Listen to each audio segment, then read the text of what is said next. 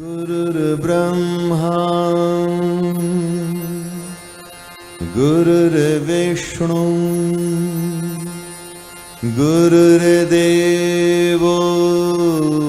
महेश्वरः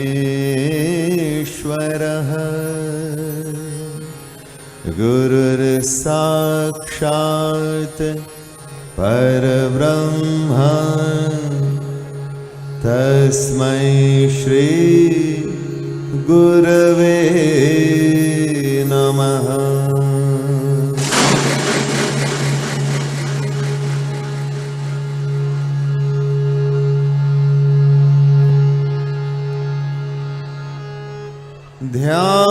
ध्यानमूलं गुरोर्मूर्तिः